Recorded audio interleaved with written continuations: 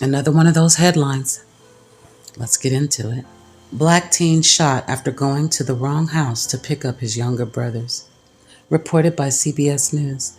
And before I start this article, let me tell you this channel is not about black or white. It's about right and wrong.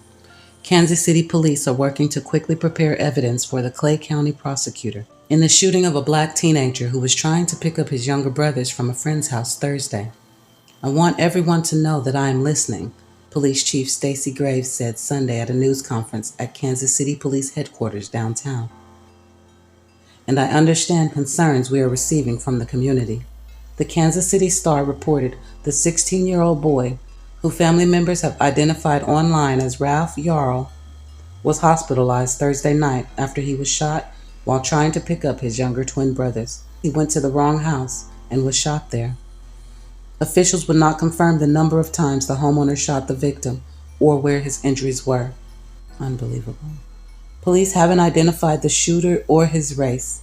Information that officials have now does not point to the crime being racially motivated, but Graves said the aspect also remains under investigation.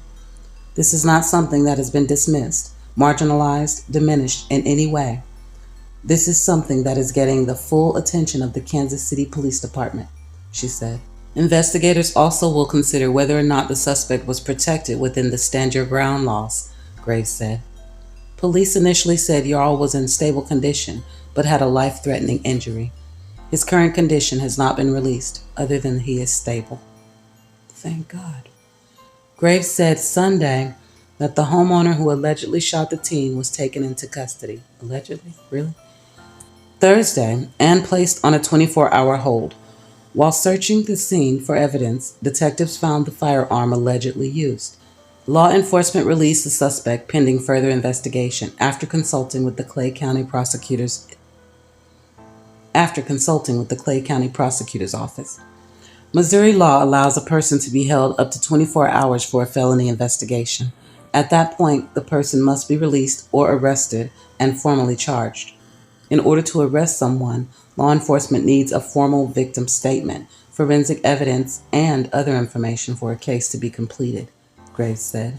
Because of the teen's injuries, Graves said police haven't been able to get a victim statement. Mayor Quentin Lucas, who attended the news conference, said the police department understands the community's concern that the shooting could be racially motivated. He said some members of the police department attended a protest Sunday in the neighborhood where the shooting took place to listen to community members' concerns. Civil rights attorney Ben Crump told the Star on Sunday that his Florida-based law firm has been retained by the teen's family. You can't just shoot people without having justification when somebody comes knocking on your door, and knocking on your door is not justification. This guy should be charged, Crump said. Crump has represented the families in several high-profile cases, including Trayvon Martin and Michael Brown, as well as Ahmaud Arbery, Breonna Taylor, and George Floyd. Rest in peace. He said the homeowner initially shot the teen in the head, and then a second time after the boy fell to the ground. My God. The family also has retained Lee Merritt, a Texas-based civil rights attorney who has previously represented the family of Cameron Labb, who was fatally shot by KCPD detective Eric DeValconaire in 2019. Crump said based on what he was told by the teen's family, the shooter is white. It is inescapable not to acknowledge the racial dynamics at play, he said. Yarl meant to pick up his brother from a friend's house on 115th Terrace. He ended up ringing the doorbell at a home on 115th Street. Faith Spoonmore, the teen's aunt, wrote online. She wrote that her nephew, Ralph Yarl, was on his way back to pick up his twin brothers from their friend's house a few blocks away from his house. He didn't have his phone. He mistakenly went to the wrong house, 1 block away from the house where his siblings were. He pulled into the driveway and rang the doorbell. The man in the home opened the door, looked my nephew in the eye, and shot him in the head. My nephew fell to the ground, and the man shot him again. Ralph was then able to get up and run to the neighbor's house, looking for help.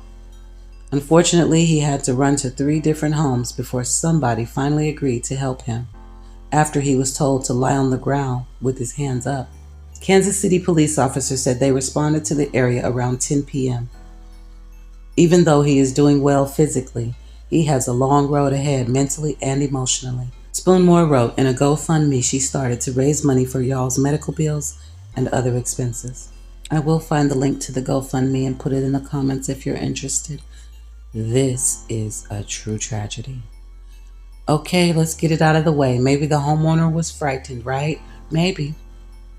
But not based on what the auntie just said. Thank God this baby boy survived. So what's it gonna take, y'all? I've seen everything in these gun violence videos, from GOP to red, white, green, blue, black, the devil, Christians. I've seen every excuse under the sun. But I'm just wondering, is it possible that it's just a people problem? Trigger happy, gun toting people problem. I guess we'll have to wait for all of the evidence. In the meantime, let's hash it out. I'll see you in the comments, beautiful people.